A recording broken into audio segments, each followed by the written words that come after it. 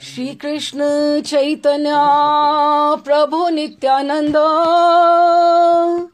श्री अद्वैत गदाधर शिवासादि गौर भक्त वृंद, रूप सनातन भट्ट रघुनाथ, श्री जीव गोपाल भट्ट दास रघुनाथ।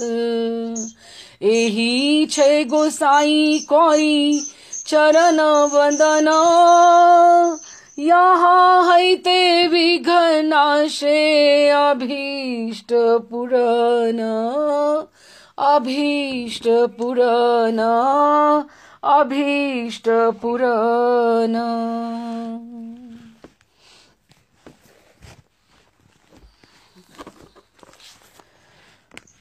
हम लोगों ने प्रबोधानंद सरस्वती पाद का जो चरित्र हम लोगों ने जो पढ़ रहे हैं, इसमें जो है दो मेन उसमें झांकियां हैं। दो मेन झांकियां हैं इसमें। एक तो है जो प्रकाशानंद के रूप में है, और जो उन्होंने महाराष्ट्रीय जो ब्राह्मण था उसने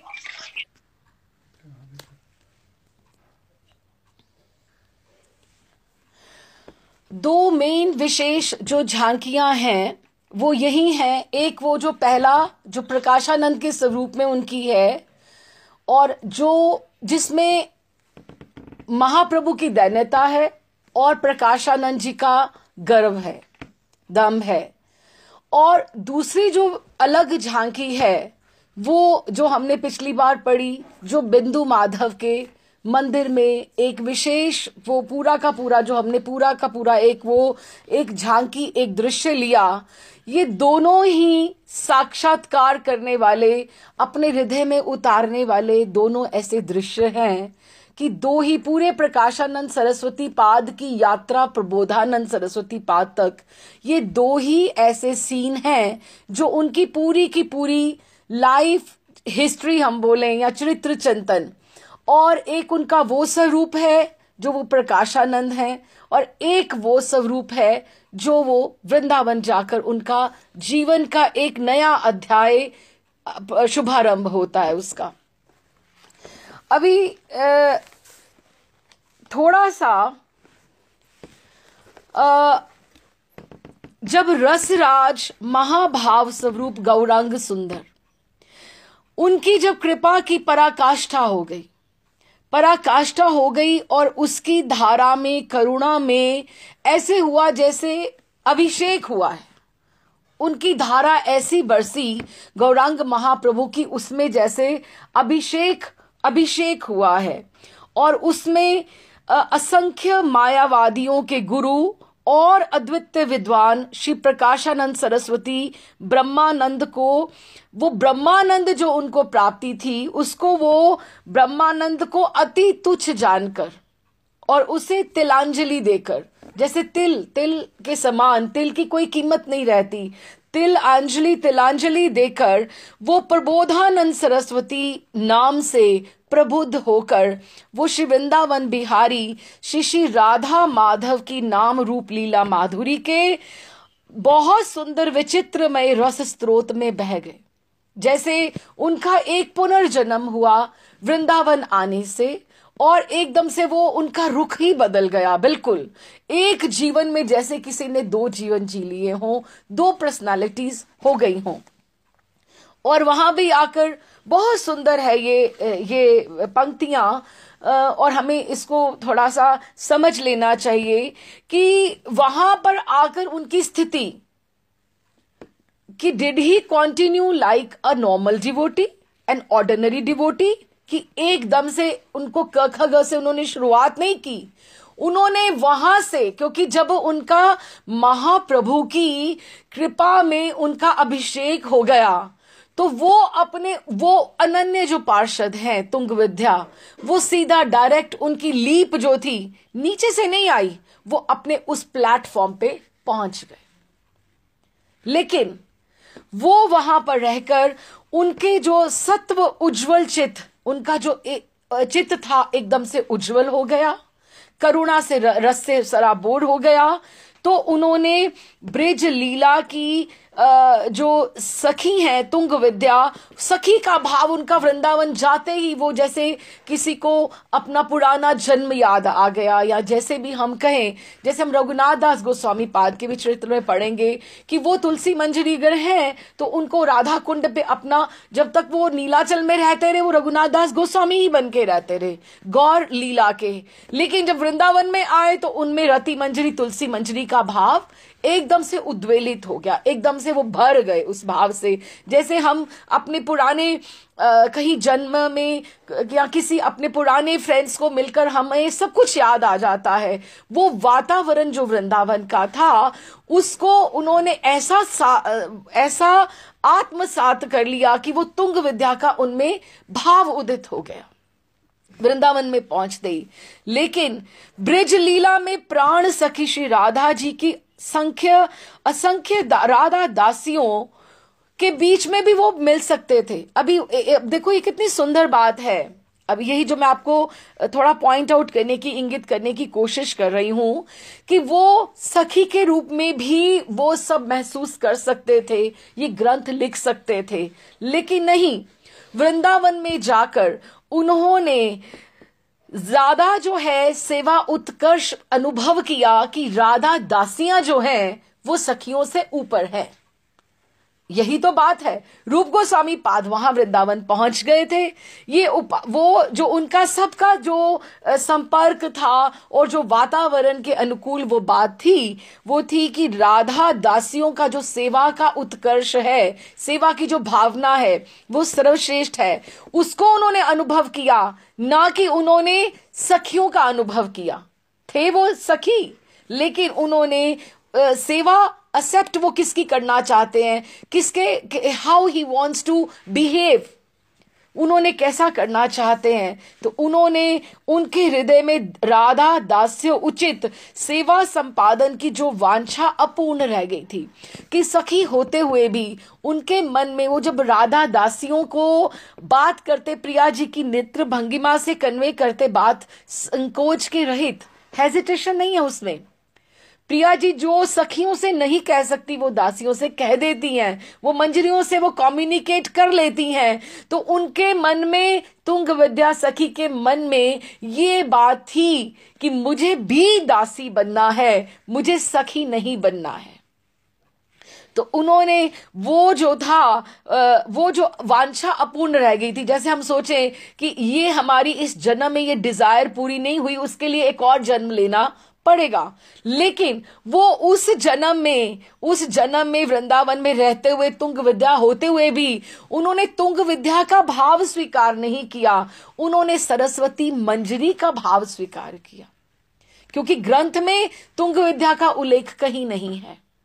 उसमें है वो वही तुंग विद्या ही है, लेकिन अपने आप को उन्होंने दास्य भाव में से, उन्होंने जो वांछा अपनी, उनकी जो डिजायर अपूर्ण रह गई थी, नवदीप लीला में उन्होंने, कि वो द्वापर में हुई तुंग विद्या, लेकिन गौर लीला में वो हुई राधा दासी के रूप में विभावित होकर, सरस्वती मंजरी के स्वरूप में आविष्ट होकर उस इच्छा वांछा की पूर्णता विधान की उन्होंने श्री वृंदावन में आकर। इसका अर्थ ये हुआ कि जो मंजरी भाव है, दासी भाव है, वो श्रेष्ठ है सखियों के भाव से भी। क्यों? क्योंकि उससे वो उनकी जो सामीप्य है राधा रानी के साथ बढ़ जाता है, संकोच संभ्रम वो बातें हट जाती हैं, वो ज्यादा उनके करीब वो आ जाती हैं। ये इस तरह से उन्होंने उनको किया। अभी हम इनके ग्रंथों के बारे में पढ़ते हैं कि हम पहले कह चुके हैं कि 1509 ईस्वी में लोकनाथ और भूगर्भ गोस्वामी वृंदावन आए थे। उसके बाद सुबुद्धि राय और प्रबोधानंद आए और रूप गोस्वामी पाद आ चुके हैं। सनातन गोपाल भट्ट आदि का क्रमशः आगमन हुआ और वृंदावन में आकर प्रबोधानंद अपने भ्रातुष पुत्र की गोपाल के वृंदावन आने की उत्सुकता से बाट जोहने लगे। यहां हमने विश्राम किया था पिछली बार कि अभी उन्हें गोपाल भट्ट जी की प्रतीक्षा है कि वो भी आते ही होंगे, वो भी आते ही होंगे। गोपाल के प्रति जो उन्हें महाप्रभु के प्रभाव से आकर भक्ति पथ का जो अवलंब करने के में कारण उनको वो हो गया था कि ये मेरा कुछ नहीं लगता, ये मेरे रास्ते पे तो चला ही नहीं है, ये वेदांती बना ही नहीं है, ये तो मेरा कुछ नहीं है गोपाल। लेकिन आज उनको ये लग रहा था कि वो उनको अपने से भी अधिक भाग्यवान मान रहे थे कि जैसे हम सोचें कि अच्छा मुझे भक्ति अपने घर में 18 साल के में प्राप्ति हुई, 15 साल में प्राप्ति हुई, लेकिन मैं सोचूं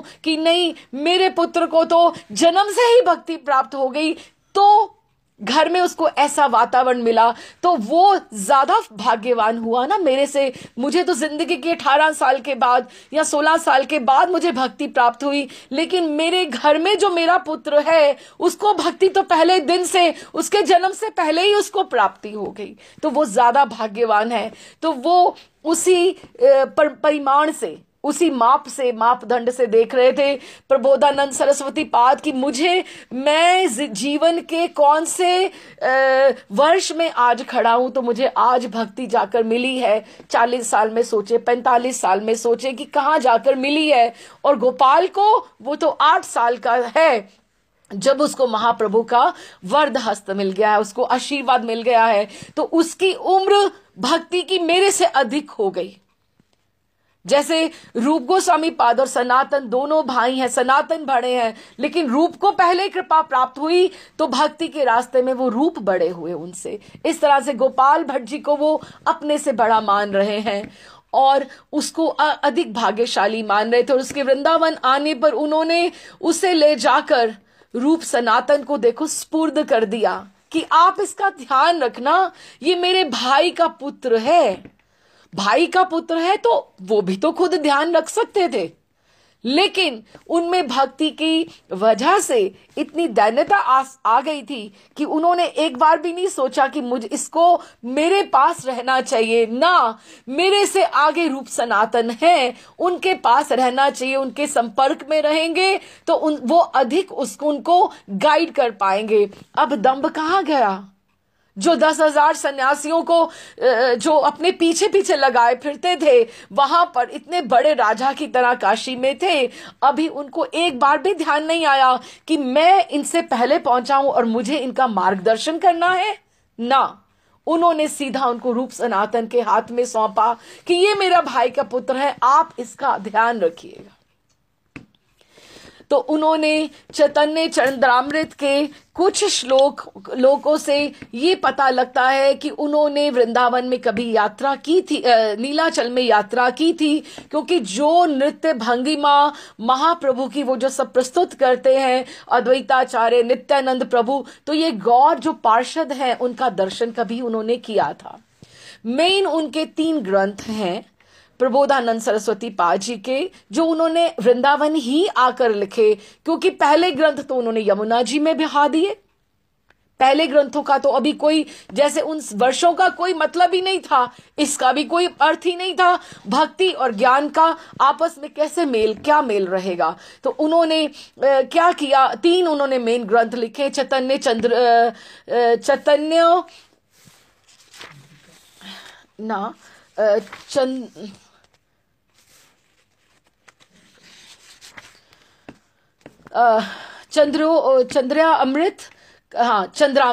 चैतन्य चंद्रामृत और श्री वृंदावन महिमामृतम और राधा रस सुधानिधि। हम मेन इनके 3 हैं, लेकिन जैसे हमने सबकी सूची पढ़ी है और भी इन्होंने बहुत सारे ग्रंथ लिखे, उसको हम स्पर्श करते हुए, प्रणाम करते हुए, उनका कंटेंट क्या है उसको धीरे धीरे करते हुए हम पढ़ेंगे। इस तरह से अभी नाभा जी ने, जिन्होंने भक्तमाल लिखी है, भक्तमाल एक बड़ा ऑथेंटिक ग्रंथ हुआ है जिसका प्रमाण बहुत लोग लेते हैं कि नाभाजी ने भक्तमाल में संख्या नंबर 181 में छप्पे में प्रबोधानंद को सन्यासियों का मुकुटमणि कहा है। प्रियादास जी ने उसी छप्पे की टीका में उन्हें प्रबोधानंद को श्री चैतन्य महाप्रभु के प्यारे पार्षद राधा कृष्ण कुंज केली के नए रूप से वर्णन करने वाले और वृंदावन वास का आनंद लेने वाले कहा है कि उन्होंने वृंदावन जो वो आगे वृंदावन तो वो पूरी तरह से वृंदावन के वो हो गए हैं।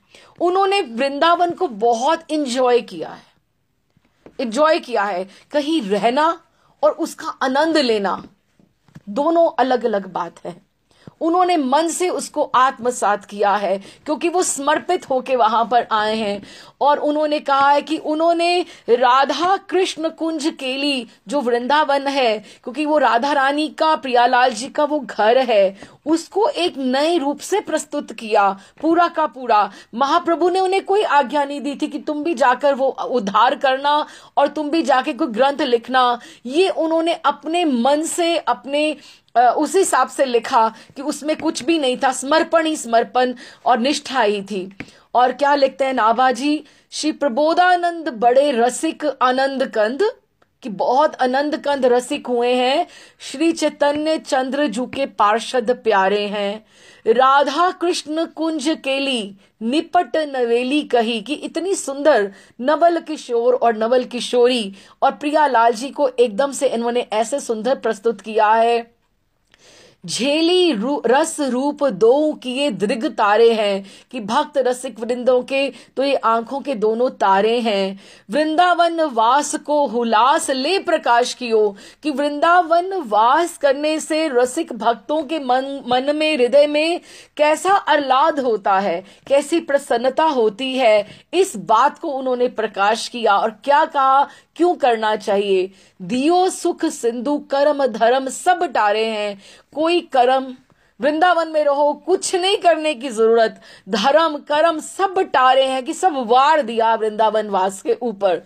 और ताही सुनी सुनी कोटि कोटि जन रंग पायो कि उनको सुन के बहुतों को रंग चढ़ा।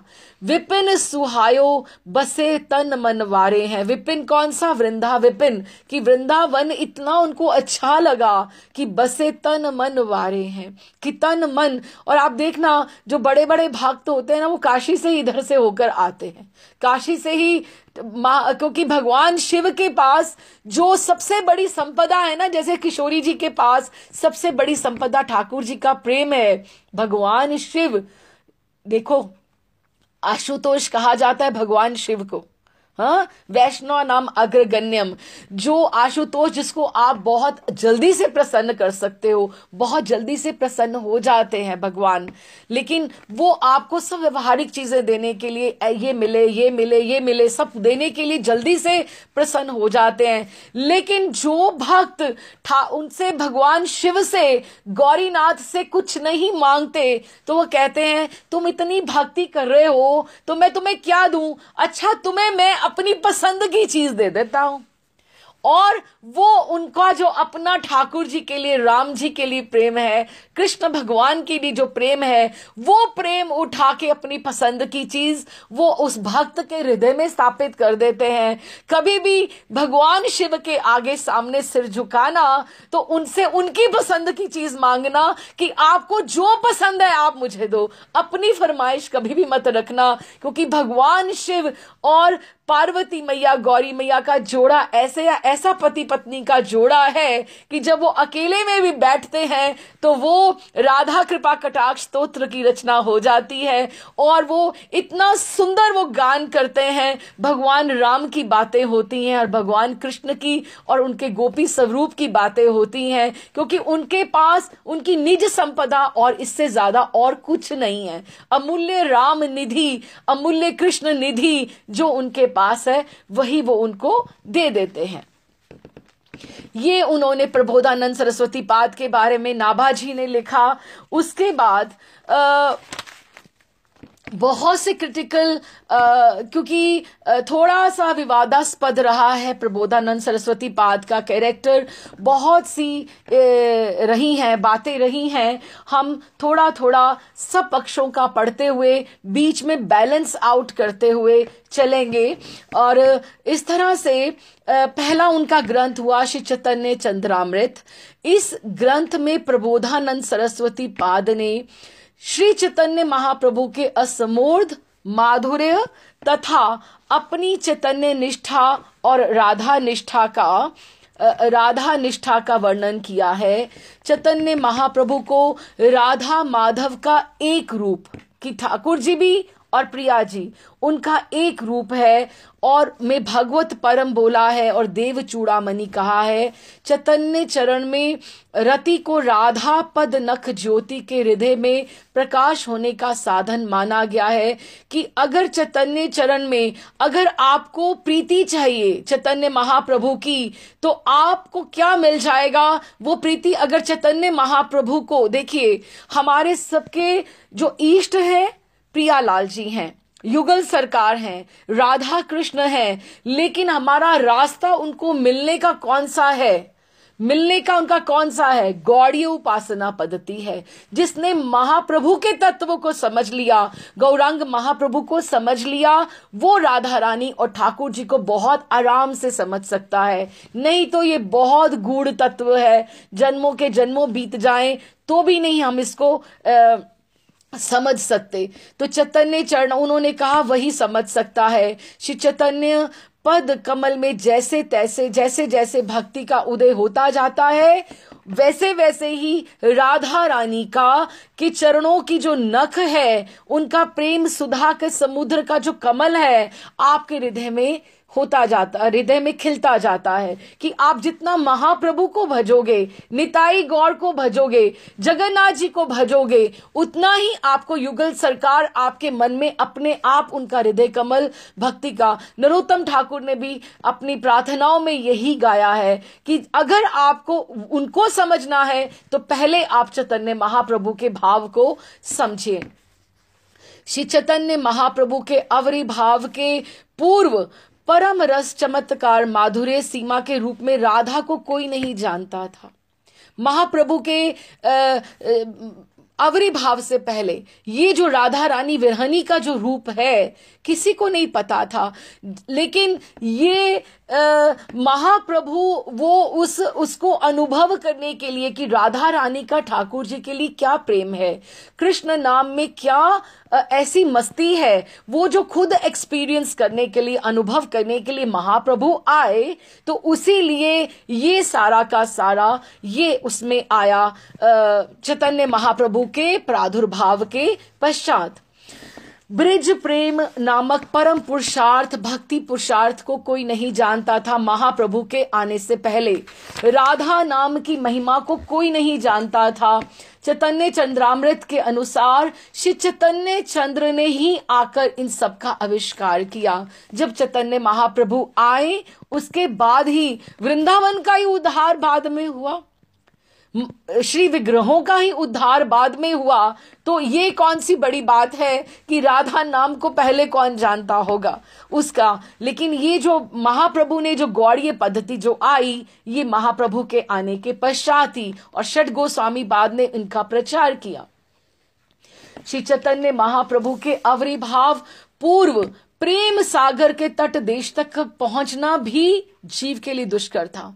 कहते जीव के लिए इतना ये कठिन कार्य था कि राधा रानी और ठाकुर जी का नाम, हरे कृष्ण महामंत्र, ये सब बहुत मुश्किल था। वहां तक उस एक नदी के तट तक भी पहुंचना मुश्किल था।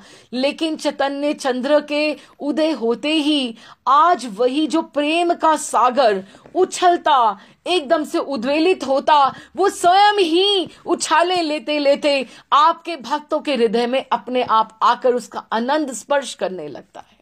महाप्रभु के आने के बाद कि आपको नहीं जाना पड़ता, महाप्रभु के प्रेम का अगर चंद्रमा अगर आपके हृदय में उदय हो गया है तो राधा रानी ठाकुर जी का प्रेम यही चैतन्य चंद्रामृत में लिखा गया है। कि और इस सागर में चैतन्य चंद्रामृत ये एक उस प्रेम का ऐसा चंद्र है कि इसमें इतनी क्षमता है कि ये पूरे विश्व को प्लावित करने में उद्यमशील है, कि ये कर भी देगा। एक दिन ऐसा आएगा, महाप्रभु की ये वाणी है कि गली गली में, शहर शहर में, नगर नगर में हरि नाम की ध्वनि गूंजेगी। अभी कलयुग नहीं आया है, अभी कलयुग का तो प्रथम चरण है, कलयुग तो बहुत बाद में आने वाला है, और बढ़ेगा और बढ़ेगा। लेकिन अभी तो ऐसा समय आएगा जब महाप्रभु की ये वाणी सत्य होगी। और ये दुर्लभ प्रेम रस ब्रज प्रेम रस है जिसके लिए ब्रह्मा आदि देवगण भी तरसते हैं, जिसे लक्ष्मी अनंत काल से तपस्या रत होते हुए भी बेलवन में अभी भी लक्ष्मी जी तपस्या कर रही हैं, उसे आज श्री चैतन्य चंद्र पात्र अपात्र, दय अदय, कि इसको ये दूं कि ये ना दूं, ये योग्य है या नहीं है, काल ये कौन सा इसका समय है कि नहीं है, दर्शन दिए बिना, स्पर्श किए बिना, कीर्तन किए बिना, स्मरण केवल छोटे छोटे ये बस तू थोड़ा सा ये कर ले तो तुम्हें प्रेम की प्राप्ति होने के लिए महाप्रभु उतावले हो रहे हैं। ये एक अद्भुत व्यापार है कि ऐसी करुणा जो भावकाली लुटाने ही आए हैं, बस ऐसा ही है कि वो एकदम लुटाने आए हैं। इसलिए ग्रंथ के प्रथम श्लोक में प्रबोधानंद ने महाप्रभु की वंदना अपरिसीम, अति अद्भुत, करुण्यमय, सर्व अवतार श्रेष्ठ विग्रह के रूप में की है कि महाप्रभु Chaitanya Mahaprabhu is the most merciful अवतार, सबसे ज्यादा कृपा उनमें है, क्योंकि उनके आने पर ही ये सब शुभारंभ हुआ है। वृंदावन को अगर आज हम देखें उसका क्या स्वरूप है, वृंदावन मिला, अर्चा विग्रह मिले, ग्रंथ मिले, उपासना पद्धति मिली, ये सब महाप्रभु की देन है। महागौर ना होते तो कौन जाता वृंदावन? वृंदावन नहीं, वृंदावन कोई नहीं पा सकता था अगर गौर महाप्रभु नहीं होते। चैतन्य चंद्रामृत के ऊपर बहुत सुंदर टीकाएं भी लिखी गई हैं, क्योंकि ये जो चीजें लिखी गई ये संस्कृत में लिखी गई, ये सब बंगला में भी नहीं लिखी गई, ये संस्कृत में लिखी गई, ब्रिज भाषा में भी नहीं लिखी गई। और वहां पे आनंदी नामक की है, रसिका स्वादनी नामक है टीका, इसके ऊपर तरंगिनी नामक टीका है, बहुत सी इसके ऊपर चैतन्य चंद्रामृत के ऊपर टीकाएं लिखी गई हैं। तो इस तरह से अगला इनका जो ग्रंथ है वो है श्री संगीत माधव गीति काव्य। 15 सर्ग लिखे गए हैं इस ग्रंथ में। प्रबोधानंद सरस्वती जी ने जयदेव की कोमल कांत पदावली, जैसे गीत गोविंद जगन्नाथ जी को बहुत प्रिय है, उसका अनुसरण करके रास लीला के समय श्री कृष्ण के वेणु वंशी वादन के माधुर्य से आकृष्ट होकर जो स्थावर जंगम, जो चल विचल, स्थावर जंगम अर्थात जो चल पाते हैं और जो नहीं चल पाते हैं, उनको क्या क्या आनंद मिलता है, और ब्रिज सुंदरियां वो सब आनंद प्रकृति में महसूस करके, अनुभव करके ठाकुर जी को कैसे मिलने जाती हैं, ये संगीत माधव गीति काव्य में लिखा गया ये ग्रंथ है। इसका ये है कंटेंट ये है। उसके बाद इसको हम संगीत माधव को प्रणाम करते हुए अगला ग्रंथ है श्री आश्चर्य रास प्रबंध। इस ग्रंथ में श्रीमद् भागवत में वर्णित रास लीला का अनुसरण कर श्री कृष्ण के अपूर्व रास नृत्य का वर्णन किया गया है। रास का जो नृत्य है उन्होंने ये सब देखा और विजुलाइज करके इसको लिखा, इसको आश्चर्य रास प्रबंध कहा जाता है। ये ग्रंथ है, इसको प्रणाम करते हुए अगला ग्रंथ है श्री श्रुति स्तुति व्याख्या। इसमें श्रुति और स्तुति की व्याख्या के प्रसंग में सरस्वती पाद ने नित्य सिद्धा महाभावती जो गोपियां हैं और अन्य अन्य गोपियों के बीच भेद का वर्णन किया है। जो सिद्धा गोपियां हैं और जो अभी परिपक्व नहीं है उनके भावों को सब लिखा गया है। आगे श्री काम बीज काम गायत्री व्याख्या, इसमें काम बीज रहस्य और काम गायत्री के प्रति अक्षर की एक एक अक्षर की व्याख्या की गई है। उसके बाद श्री नवदीप शतकम, इसमें नवदीप जैसे वृंदावन महिमामृतम है इस तरह से ये नवदीप शतकम, जैसे इसमें 100 श्लोक लिखे गए हैं। नवदीप शतकम कहा गया है। भाव और भाषा में ये वृंदावन महिमामृतम के भी समान है। जैसे वो उनका वृंदावन है, ऐसे नवदीप गौर महाप्रभु का है। श्री गीत गोविंद की व्याख्या, ये गीत गोविंद की सर्वश्रेष्ठ व्याख्या है, क्योंकि गीत गोविंद तो बहुत वर्ष पहले लिखा जा चुका था। इसका व्याख्यान कौशल और भाषा माधुर्य, रस निष्कासन विशेष रूप से ध्यान देने योग्य है। उसके बाद गोपाल तापनी टीका, श्री सुंदरानंद विद्यावनोद ने इसकी कई हस्तलिखित और हाथ लिखी, क्योंकि प्रिंटिंग प्रेस तो थी नहीं, हाथ से लिखी हुई और मुद्रित प्रतियों को जीव गोस्वामी को गोपाल तापनी टीका से मिला कर देखने के बाद लिखा है कि जिस किसी कारण से भी हो, ये उसके साथ एकाकार हो गई है। इस तरह से ये भी गोपाल तापनी टीका भी लिखी गई है। उसके बाद विवेक शतकम, प्रबोधानंद सरस्वती पाद ने इस नाम के एक ग्रंथ का भी पता चला है, जो राजेंद्र पाल मिश्र ने कहीं किसी नोटिस उन्होंने सब बताया है कि वहां से पता लगा है कि अभी क्या है कि जो क्रिटिक्स जो इनके ऊपर काम करते हैं, संशोधन करते हैं, ये कौन सी बुक कहाँ अवेलेबल है, क्योंकि पहली जो कॉपी है वो कहाँ है, ये सब ढूंढना पड़ता है। उसके बाद वृंदावन महिमामृतम या वृंदावन शतकम। अब इसमें देखिए, इसमें 100 शतकों का प्रचार है, 100, लेकिन आप समझो सिर्फ 500 साल हुए हैं इसको लिखे हुए को, हैं, और पर केवल 22 अब तक सिर्फ 22 ही इसमें से प्राप्त हो पाए हैं। अब जिसने लिखे वो तो जो मेहनत हुई, परिश्रम हुई, वो तो अलग बात है, परिश्रम इतना हुआ, लेकिन उसमें से 22 ही केवल उपलब्ध है 100 में से, और 17 की ही सिर्फ पब्लिकेशन हुई है। हमारा दुर्भाग्य है, हमारा दुर्भाग्य है। लेकिन अगर हम उन 17 को भी पढ़ पाएं, उनके साथ भी जस्टिस कर पाएं, तो भी बहुत बड़ी बात है।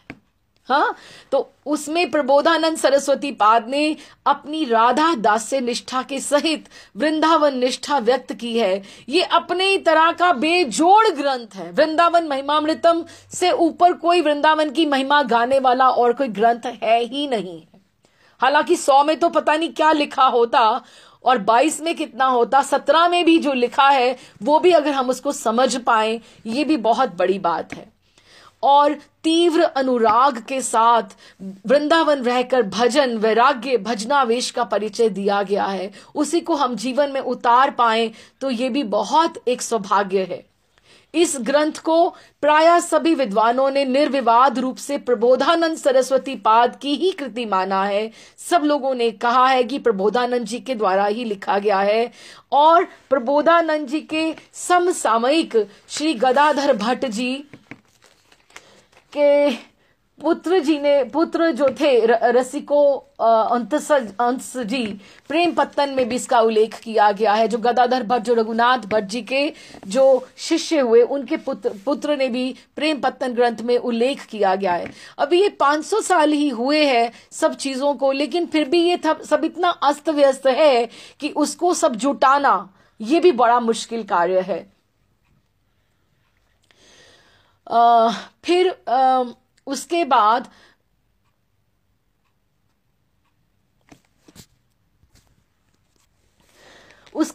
जो मेन इनका ग्रंथ आता है वो है श्री राधा रस सुधा निधि। अब ये सबसे विवादास्पद बात है, या हम ये सोचें कि राधा रस सुधा निधि कहा जाता है गौड़ियों में, कितना फर्क है। राधा रस सुधा निधि, रस शब्द जो है वो बीच में है, तो ये गौड़ियों का है, लेकिन राधा वल्लभी संप्रदाय इसको राधा सुधा निधि बोलते हैं कि वो उसमें से रस शब्द जो है, वैसे इसके 272 श्लोक्स हैं जो गौड़िय के हिसाब से, और उसमें जो पहला श्लोक है और आखिरी श्लोक जो है वो महाप्रभु की वंदना की गई है। और उसमें क्या है, पहले श्लोक में बिंदु माधव मंदिर की झांकी है, और आखिरी श्लोक में विराट सभा की वो झांकी है जहां पर ये दोनों ही झांकियां हैं। लेकिन अगर राधा वल्लभी संप्रदाय के हिसाब से अगर वो देखा जाए तो वो उसमें 2 श्लोक नहीं है, वो उसमें 270 श्लोक है, जो उसको एक वहां से कट गया और इसमें एक कट गया तो राधा सुधा निधि हो जाता है। लेकिन दोनों के लिए, गौड़िये के लिए और जो हमारे राधा वल्लभीय हैं, उन दोनों के लिए बहुत प्रणम्य है। हम थोड़ा सा इसके बारे में पढ़ते हुए चलते हैं कि राधा रस सुधानिधि या राधा सुधानिधि के संबंध में गौड़ीय संप्रदाय और राधा वल्लभ संप्रदाय में बहुत दिनों से विवाद चला आ रहा है।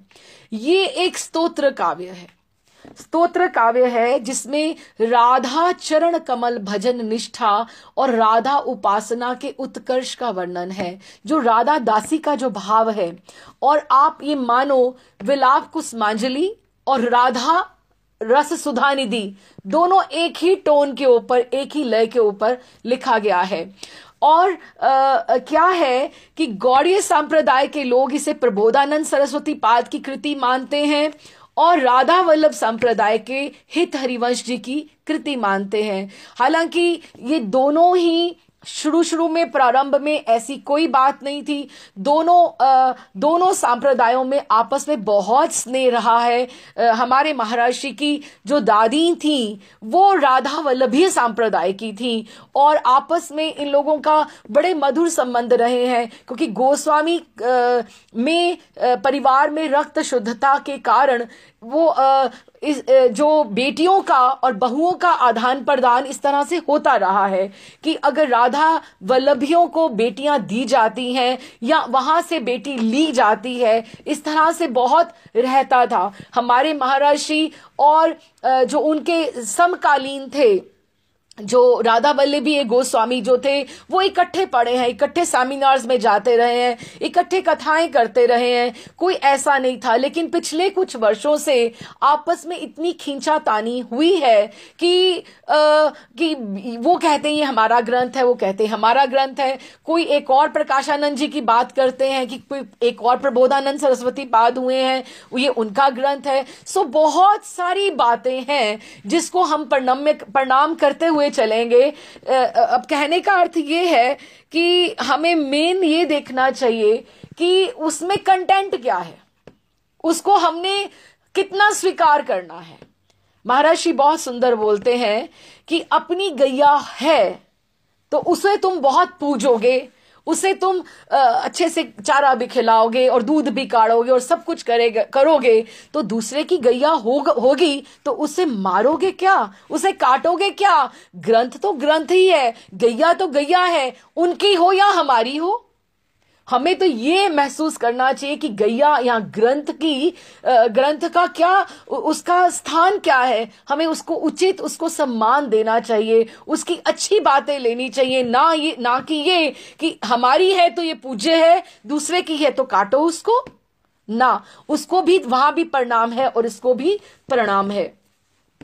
गौड़ीय संप्रदाय के लोग इसे प्रबोधानंद सरस्वती पाद की कृति मानते हैं और राधा वल्लभीय संप्रदाय से हित हरिवंशी की।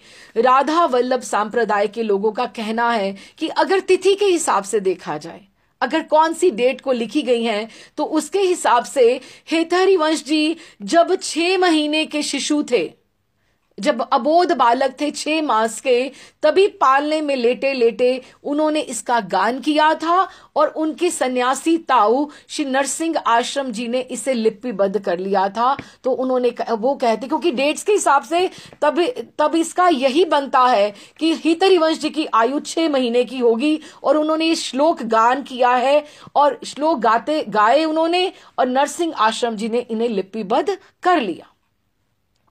अगर हम उनकी समझें, जो लोग राधा वल्लभ संप्रदाय के पक्ष का समर्थन करते रहे हैं, उनका कहना है कि इसमें 270 श्लोक हैं और इसका नाम राधा सुधा निधि है। पर गौड़ीय संप्रदाय के लोगों ने इसके आदि और अंत में चैतन्य महाप्रभु की वंदना के उनके 2 श्लोक और हैं, जिसका नाम राधा रस सुधा निधि है और प्रबोधानंद सरस्वती पाद की रचना में इसका प्रचार है। जो गौड़ीय संप्रदाय के पक्ष में हैं, समर्थन करते हैं, उनका कहना ये है कि मंगलाचरण जो है वो ईष्ट का उन्होंने पहले किया है, नहीं तो मंगलाचरण के बिना तो ग्रंथ शुरू हो ही नहीं सकता है। और उन्होंने ये कहते हैं राधा वल्लभ सांप्रदायी कि अंत के और जो वो श्लोक हैं वो है ही नहीं बीच में, और वहां 270 का उनका है।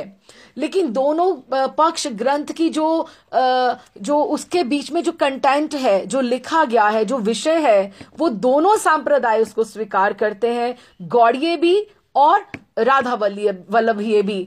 और इनके लिए ये जो ग्रंथ है अपनी ईष्ट अनन्यता के लिए बहुत विख्यात है, क्योंकि इसमें ईष्ट को राधा रानी के रूप में ही, क्योंकि उन्होंने दासी के स्वरूप में इसको लिया, तो उन्होंने ईष्ट को राधा रानी को और राधा वल्लभीय में राधा जी को अधिक माना गया है। तो वो ये कहते हैं कि हमारी राधा सुधा निधि हमारी हैं, और हालांकि गौड़ीय में भी हम राधा रानी की अपने आप को दासी मानते हैं, मंजरियां मानते हैं, तो हमारे में भी राधा रानी के प्रति दासियां तो अमनिया भी नहीं खाती, ठाकुर को देखने के लिए भी तैयार नहीं है, मुंह की फेर लेती हैं, उन्हें और कुछ नहीं चाहिए, प्रिया जी की प्रसन्नता चाहिए। तो वो भी इसी अपनी ईष्ट अनन्यता के लिए विख्यात है।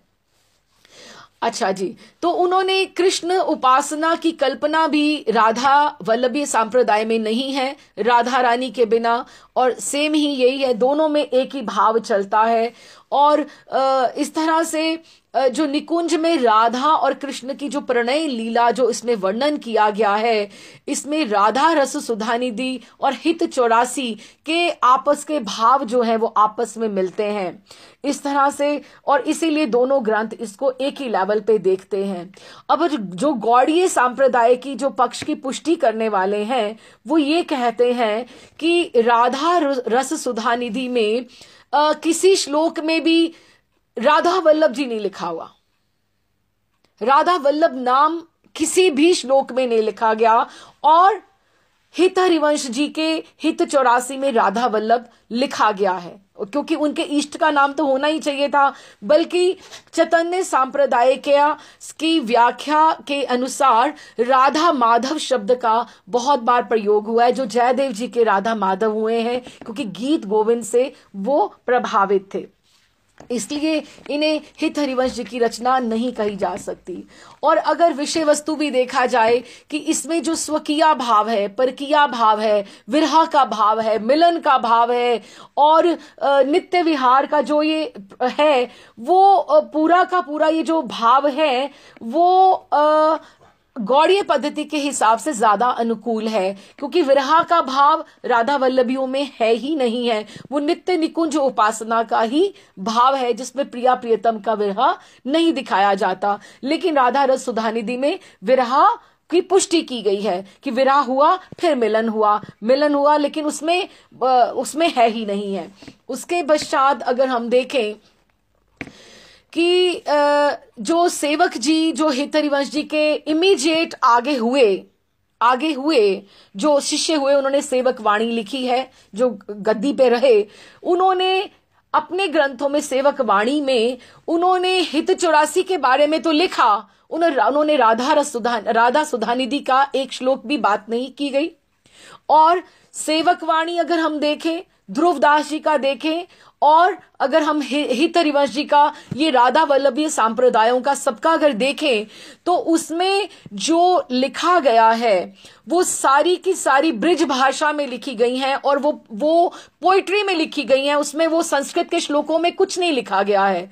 और गोस्वामी ग्रंथ जितने भी लिखे गए हैं सारे के सारे संस्कृत में, इवन जो राधा जो विलाप कुसुमांजलि भी है, बृहद भागवतामृत भी है, और रूप गोस्वामी पाद के विदग्ध माधव है, ललित माधव है, मुक्ता चरित्र है, ये सारे के सारे ग्रंथ संस्कृत में लिखे गए हैं, और राधा रस सुधानिधि भी संस्कृत में लिखी गई है। ये सब संस्कृत में लिखे गए हैं, और वो जो है राधा वल्लभीय जो हैं वो सारे के सारे पोइट्री में लिखे गए हैं, पद पदावली में लिखे गए हैं, जो वो वाणियां लिखी गई हैं इस तरह से।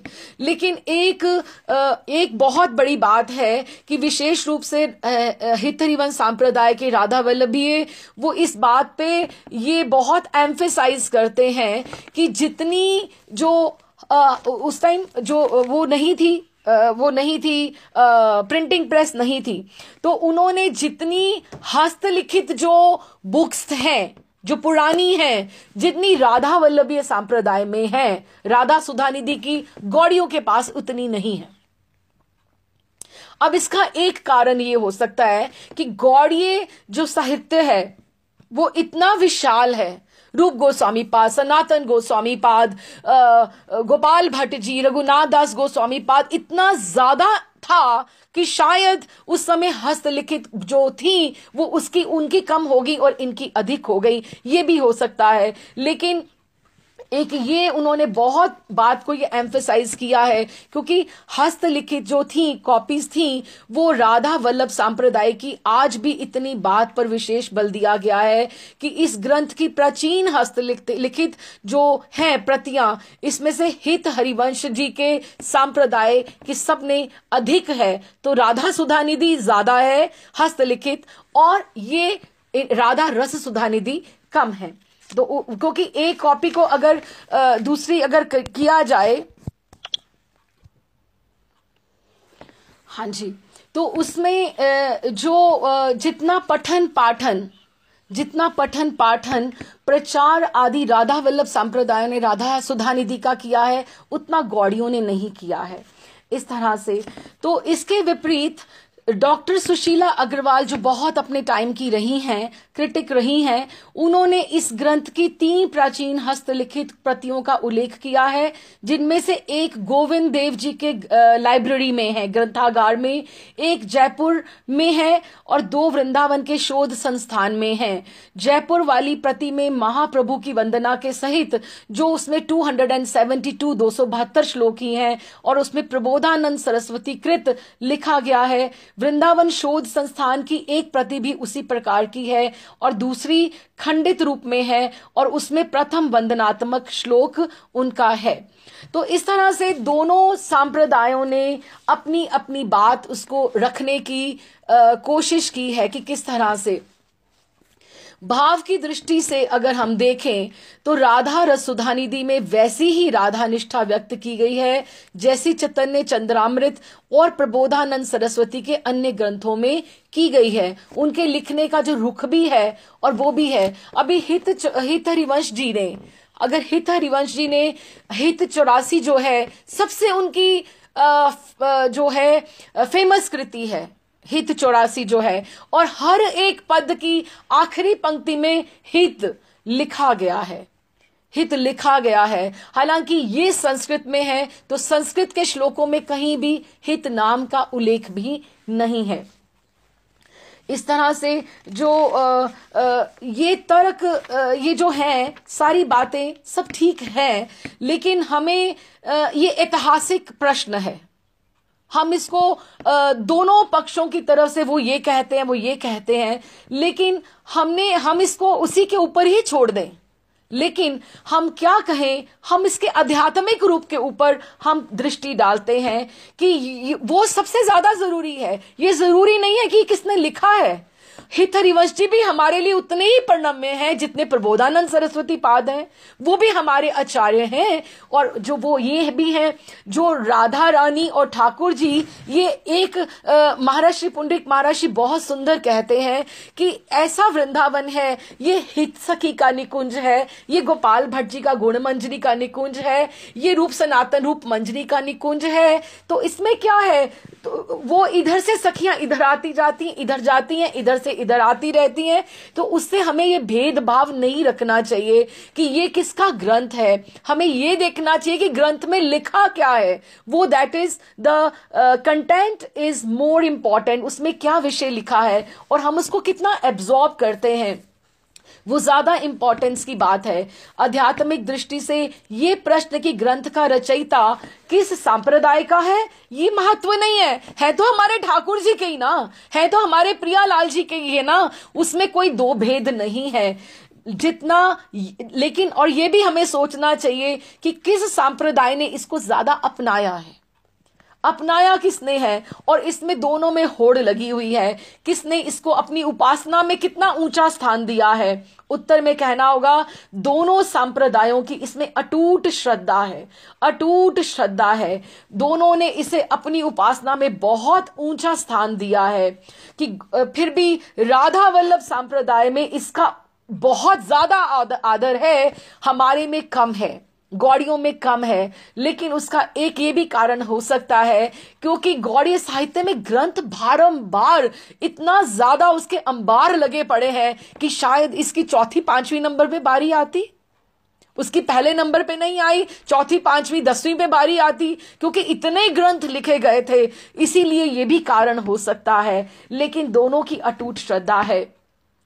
पर ग्रंथ से संबंधी उपरोक्त विवाद से एक बात तो ये सही है ना कि दोनों ये कहने चाहते हैं कि ये मेरा है, ये मेरा है, क्योंकि ना वो उसको छोड़ना चाहता है ना वो उसको छोड़ना चाहता है। कि ग्रंथ के प्रति दोनों का ममत्व कितना है, दोनों का ममत्व है कि उसमें जो लिखा गया है उसका श्रद्धा उपासना वही जुड़ती है, जाके उसकी भी श्रद्धा उपासना वही जुड़ती है। इसलिए हमें उसमें भेदभाव नहीं करना चाहिए। कोई फर्क नहीं पड़ता, दोनों इसको सिद्ध करने के लिए कि ये मेरा है, ये मेरा है। दोनों संप्रदाय में इतना आवेग भी है और आवेश भी है कि वो उसको अपना मानते हैं। लेकिन ये स्पष्ट हो जाता है कि इसके वास्तविक रचयिता के संबंध में कोई निर्णय लेने पर उसका कंटेंट तो नहीं बदल जाएगा। वो गौड़ियों का भी उतना ही है जितना राधा वल्लभियों का। ये हमारा भी है और तुम्हारा भी है। हम सब मिलजुल कर इसको हम इंजॉय करते हैं, उसका आनंद लेते हैं। ये रेखांकित करने के लिए हमने इस विवाद का हमने एक आपको पक्ष बताया है कि ये इस तरह से ये सारा का सारा है। दुर्भाग्य की बात है कि इतने मधुर रस के इस मधुरतम ग्रंथ को लेकर दोनों संप्रदाय में खींचातानी और कुछ मनमुटाव होता आया है। लेकिन इसके कारण दोनों के संबंध मधुरतम होने चाहिए थे। अरे तुम भी इस ग्रंथ में से ये पाठ करते हो, मैं भी इस ग्रंथ में से ये पाठ करता हूं, मुझे भी ये लीला बहुत पसंद आती है। आप दोनों को ऐसे बैठना चाहिए था, राधा वल्लभियों को और गौड़ियों को, इस तरह से कि मैं भी जब लीला ग्रंथ का करता हूं तो मैं भी ये ग्रंथ का ध्यान करता हूं और मैं भी ये करता हूं। ये मधुरतम होना चाहिए था, ये खींचातानी नहीं होनी चाहिए थी। और हो सकता है कि अगर आज हमारे आचार्य भी यहां होते तो उनको भी ये स्वीकार नहीं होता कि हमारे शिष्य जो हैं इसके ऊपर इतना मनमुटाव कर रहे हैं। हमारा मत है कि ये ग्रंथ दोनों संप्रदाय के सिद्धांत और उपासना में कुछ भेद होते हुए भी दोनों को जोड़ने वाले हैं और एक दूसरे की कड़ी हैं, आपस में कड़ी हैं। और हमें आशा है कि दोनों संप्रदाय के वे व्यक्ति जो इस ग्रंथ के बारे में सुन रहे हैं, जो इसकी राधा रस सुधा निधि की बात करते हैं, राधा सुधा निधि, उसमें वही रस रहेगा, उसमें कोई फर्क नहीं पड़ता कि रस तो नहीं बदल जाएगा। और जिसने राधा सुधा निधि को पढ़ा है, उसमें डुबकी लगाई है और जिसका हृदय इसमें तनिक भी द्रवित हुआ है, वो इस ग्रंथ को इसी दृष्टि से देखेंगे और ये किसने लिखा है उसके संबंध में अपनी अपनी भावनाओं को हमें सुरक्षित भी रखना चाहिए और एक दूसरे का आदर भी करना चाहिए, सम्मान भी करना चाहिए। हमें उसके बारे में कोई तर्क, कोई बात नहीं करनी चाहिए। इसी दृष्टि से अनुप्राणित होकर पिछले दिनों में गौड़ीय संप्रदाय के प्रसिद्ध संत और कथावाचक श्री प्राण गोपाल गोस्वामी और निम्बार्क संप्रदाय के संत शिरोमणि श्री प्रिया शरण बाबा जी महाराज ने राधा रस सुधा निधि की कथा कहते समय या कथा में उसका उदाहरण देते समय एक ही परिपाटी डाली कि ग्रंथकार का नाम ही नहीं लिया जाए, केवल ग्रंथकार ही बोला जाए। ये क्योंकि दोनों संप्रदाय में लोग खड़े हो जाते हैं आकर कि आपने इसका नाम क्यों लिया, आपने इसका नाम क्यों लिया, क्या आवश्यकता है। वो केवल उन्होंने यही परिपाटी डाल दी कि ग्रंथकार का ऐसा आशय है, राधा सुधा निधि में यूं लिखा गया है। तो यही उनकी कथाओं को सभी सांप्रदाय के लोग सांप्रदायिक भेदभाव को भूलकर बड़े चाव से सुनते और आत्मविभोर होकर इस बात का रसास्वादन करते। और ये बहुत ही मधुरतम जैसे कंठहार होता है कि जैसे कंठहार आप मानो कि जो गले में जो नेकलेस होता है उसका एक पेंडेंट होता है जो सबसे चमकदार होता है, ये राधा रस सुधा निधि जो है ये गौड़ियों के लिए भी पेंडेंट है, और जिसकी लाइट दूर तक भक्तों के मन को, हृदय को प्रकाशित करने वाली है, और प्रिया जी को, ठाकुर जी को बहुत प्रिय है। और पुंडरीक महाराज जी तो ये कहते हैं चलो ग्रंथ उनका भी हुआ या इनका भी हुआ, आप ये देखो आपके रस को, आपके मन के, हृदय के रस को क्या पुष्ट करता है, रस को पुष्ट करता है। तो हम हित 84 जी का भी गान करते हैं, हम राधा रस सुधा निधि का भी गान करते हैं, उसमें कोई अंतर नहीं है। हमारे प्रियालाल जी तो वही हैं, वहां कोई ब्रिज, जो ब्रिज रज है, जो रज रानी है, यमुना जी हैं, गोवर्धन है, बरसाना है, वो कोई 2-3 नहीं है, वो एक ही है, उसमें कोई बाउंड्रीज नहीं लगी हुई। आज अगर आप राधा वल्लभ मंदिर से रज उठा के अपने सिर पे धारण करते हो या गौड़ी सप्त दिवालियों से उठाते हो तो आपका माथा सब रज से सुशोभित होता है, रज सबकी जगह की मिलकर एक हो जाती है। यमुना जी सबके लिए पर्णम्य है, गोवर्धन जी सबके लिए पर्णम्य है, बरसाना सबके लिए पर्णम्य है, वो कोई अलग अलग नहीं हो सकता। तो इसके साथ ये ग्रंथ, ये इनके चरित्र का यहां ही विश्राम होता है। लेकिन मेरा मन था कि हम राधा रस सुधा निधि के मधुर ये जो डिस्कशन थी ग्रंथों की, उसको हम एक बार पीछे छोड़कर एक अच्छे मूड में हम एक श्लोक हम पहला और एक आखिरी पढ़ते हैं, कि जैसे हम पूर्ण आहुति होती है, हालांकि इसमें कोई लीला नहीं है, इसमें कोई लीला नहीं है, लेकिन हम देखें, हम उसी झांकी को साकार करते हैं अपने मन में। तो इसी को कहकर फिर हम इसका चरित्र का विश्राम करेंगे। राधा रस सुधा निधि का ये प्रथम श्लोक है। निंदतम पुलकोत्करेण विकसनी परसून छुवी प्रोधवी कृत्या भुज द्वये हरि हरि उत्त्यच वदंत मुहु नृत्यंत द्रुत मश्रु निर्झर चहे। इस तरह से श्लोक है। और अगर श्लोक को अगर हम से कि जो हरि हरि करते, ये बिंदु माधव मंदिर की झांकी है। सीधी सी बात है कि परम करुणागार कलयुग पावनावतार श्री श्री कृष्ण चैतन्य देव की अहेतु की कृपा से 10,000 शिष्यों के गुरु श्री प्रकाशानंद सरस्वती पाद शांकर मायावाद के नीरस मिथ्या भ्रम जाल से उद्धार पाकर जब श्री प्रबोधानंद सरस्वती प्राप्त ये नाम कर चुके, तब उन्होंने श्रीमन महाप्रभु के उस अद्वितीय कि मेरे ऊपर उनकी कितनी करुणा हो गई, तो उसके मूल कारण को इस कथा, इस ग्रंथ में लिखा है और उनको अपने इष्ट के रूप में महाप्रभु की वंदना की है। क्या लिखा है सुनिए हम इस बात को। वो जो झांकी हमारे मन में बिंदु माधव मंदिर की है, जब महाप्रभु नृत्य कर रहे हैं बुझाएं उद्वेलित करके, तो उसको हम फिर से वापस से दोहराते हैं। ये राधा रस सुधा निधि का प्रथम श्लोक है कि प्रबोधानंद सरस्वती ने बिंदु माधव मंदिर में भक्तों के वृंद में से परिवेष्टित, कि इतने भक्त वहां पे इकट्ठे हुए थे, ऊर्ध बाहु हरि हरि नाम संकीर्तन में प्रेमाविष्ट श्रीमन महाप्रभु की वो जो झांकी थी, वो अंतिम बार दर्शन की और वो उनके हृदय में एकदम घर कर गई, क्योंकि उसी से वो प्रबुद्ध हुए थे, उसी से वो प्रबोधानंद हुए थे। और उसके साथ वे हरि हरि बोलकर वो नाचे भी थे। उस समय स्वर्ण कांति विशिष्ट श्रीमन महाप्रभु का श्री विग्रह, उस समय उनको कंप हो रहा था, ठाकुर जी का स्वर भंग हो रहा था, स्वेद हो रहा था, स्तंभ हो रहा था, और अश्रुधारा तथा प्रफुल्लित कदम्ब पुष्प की बांति पुल्क सात्विक विकारों से विभूषित हो रहे थे। श्री राधा भाव माधुरी उच्छ्वलित होकर श्री महाप्रभु का अद्भुत आस्वादन करके उनको विरह व्याकुल करने लगी थी कि इतना रस ये मैं कहां समेट पाऊंगा, मैं इसको कैसे एब्जॉर्ब कर पाऊंगा। तो उन्होंने वही जो थी विरह व्याकुलित कर रही थी, श्री महाप्रभु की वह अंतिम झांकी जो थी सरस्वती के मन में ऐसी चित्त में गड़ गई, ऐसी अटक गई, हाथ ऊपर नृत्य करते हुए, अश्रु बहते हुए, और पल पुल्क और स्तंभ और ये सारे के सारे सात्विक भाव होते हुए कि उन्होंने राधा रस सुधा निधि का प्रथम श्लोक उन्हें अपने इष्ट देव को, अपने गुरु को समर्पित करते हुए उन्होंने वंदनात्मक मंगलाचरण के रूप में उल्लेख किया है कि विकसित कदम्ब पुष्प शोभा को हरण करने वाले, विग्रह धारण करने वाले सुविशाल भुजाओं को ऊपर उठाते हुए प्रेम उन्मत्त होकर जो नृत्य में हरि हरि नाम का उच्च संकीर्तन कर रहे हैं, एवं नेत्रों से अजस्र अश्रु धारा से पूरी की पूरी धरती बिंदु माधव मंदिर में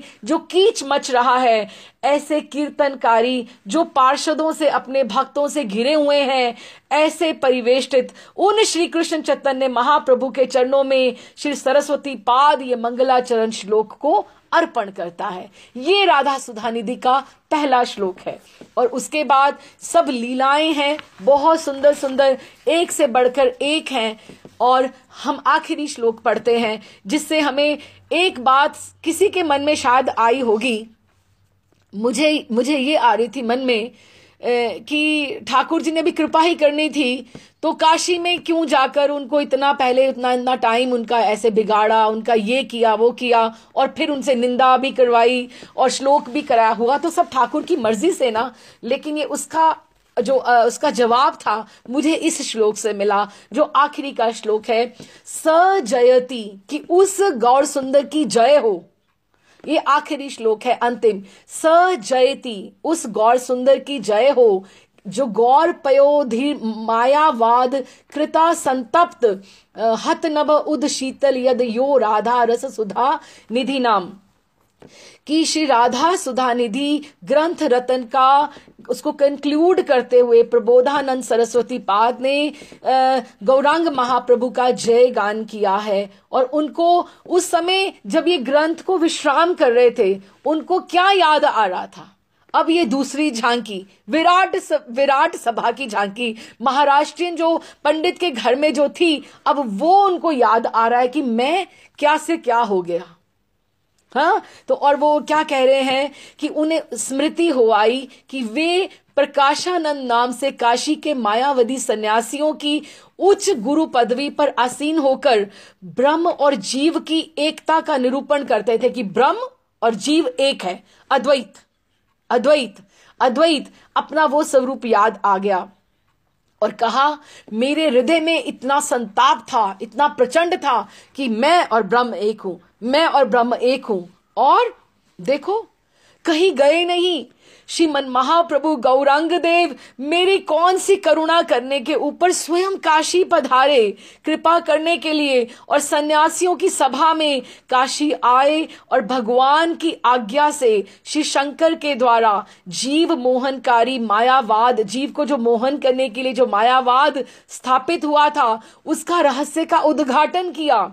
और वेदांत के जो मेन जो उसका प्रतिपाद्य जो एसेंस है, वो क्या है? श्री कृष्ण की प्रेम भक्ति, इसको चरम साध्य के रूप में एसेंस निकाल के, रस निकाल कर श्रीमन महाप्रभु ने पूर्ण का उसकी सुशीतल धारा मेरे हृदय में बहा दी। और प्रकाशानंद सहित असंख्य सन्यासियों के हृदय को उन्होंने सराबोर कर दिया और परम शीतलता प्रदान की। और प्रकाशानंद को उन्होंने शीतल करके, प्रबुद्ध करके अपना आत्मसात कर लिया, स्वीकार कर लिया। अब ये वास्तव में उन्होंने कहा कि श्रीमन महाप्रभु ने अपने ही नित्य प्रिय परिकर, वो उनसे अलग नहीं थे, उनके अपने ही परिकर हैं, प्रबोधानंद को काशी में मायावादी सन्यासियों के गुरु रूप में जगत में भेजा था। अभी आप ये बात, अब ये आप समझो, बात को ये समझो कि महाप्रभु आए हैं जीवों पर दया करने के लिए। उन्होंने काल नहीं देखा, अकाल नहीं देखा। हाँ, उन्होंने किसी को योग्य नहीं देखा, किसी को अयोग्य नहीं देखा। तो क्या वो काशी को छोड़ जाते ये सोचकर कि ये भगवान शिव की नगरी है, ये ज्ञान की नगरी है, इसमें मैं अगर नवदीप में अगर मैं जगन्नाथपुरी में उद्धार कर सकता हूं, तो मैं काशी में क्यों नहीं कर सकता? तो उन्होंने अपने अनन्य पार्षद प्रबोधानंद सरस्वती पाद को, तुंग विद्या को, एक बहुत सारे ज्ञानियों को इकट्ठा करने के लिए वहां भेजा, कि ताकि एक बड़ी डील इकट्ठी हो जाए, इकट्ठा उधार हो जाए। तो ये उनका अपनी योजना थी। उनके कि ज्ञानियों को तुम सबको इकट्ठा कर लो, फिर एक गो में जब उनका लीडर चला गया, रस में कृष्ण प्रेम भक्ति में उसने सरेंडर कर दिया, तो फिर बाकी भी साथी में कर देंगे। तो उन्होंने सन्यासियों के गुरु रूप में जगत में भेजा ताकि प्रेम अवतारी श्रीमन महाप्रभु की कृपा से तत्कालीन, कि अगर महाप्रभु के पास इतना समय कहाँ था कि वो 10,000 सन्यासियों को वहां जुटाते और उनको इकट्ठा करके उनमें परिवर्तन लेकर आते, तो उन्होंने मायावादी सन्यासियों को कि कम से कम कोई ये तो नहीं कहेगा कि तुम काशी में गए थे तो तुम भक्ति बांटे बिना आ गए, तुम काशी में गए थे तो ज्ञान की नगरी सोचकर तुमने शिव भगवान के ऊपर ही ये काम सब रहने दिया। भगवान शिव को भी बहुत प्रसन्नता हुई कि वहां पे भी कृष्ण प्रेम भक्ति की धारा उनके शहर में, उनके नगर में भी हो गई। कि महाप्रभु के जो आने का लक्ष्य ये था कि उन्हें पात्र अपात्र नहीं देखना था, उन्हें ये भी नहीं देखना था कोई अज्ञानी है तो मैं उसको भक्ति दे दूं और वो ज्ञानी है तो मैं उसको ना दूं। उन्होंने ज्ञानियों को भी दिया। और श्री महाप्रभु ने सरस्वती पाद को श्री वृंदावन में जाकर वास करने की प्रेरणा दी। यहाँ आकर श्रीपाद धाम वृंदावन की कृपा से वृंदावनेश्वरी श्री राधा जी के सद वैभव अर्थात राधा दासत्व को प्राप्त कर अतीव धन्य हो गए। स्वयं ही धन्य नहीं हुए, असंख्य साधकों की उन्होंने अपने ग्रंथों से श्री राधा निष्ठा की परम आनंदमय उन्होंने संपदा हम भक्तों को प्रदान करी, जिसको पूरा रसिक समाज आज उससे धन्य अति धन्य हो गया है। वृंदावन महिमामृतम, श्री राधा रस सुधा निधि, इनके जोड़ के कोई ग्रंथ नहीं है और वो कंठहार के समान है, जो अभी भी पूरे ग्रंथों के बीच में अपना आलोक प्रकाशित कर रहे हैं। और हमें इनका आस्वादन करना चाहिए, हमें इससे अपने रस को पुष्ट करना चाहिए। और यही प्रबोधानंद सरस्वती पाद के चरणों में प्रार्थना है कि हमें भी, हमारा भी मार्गदर्शन कराएं और हमें भी इस रस में अवगाहन करने का सौभाग्य प्रदान करें। बोल श्री प्रबोधानंद सरस्वती पाद की जय। श्री ग्रंथराज राधा रस सुधा निधि की, वृंदावन महिमामृतम की जय। श्री बोल चैतन्य महाप्रभु करुणावतार की जय जय।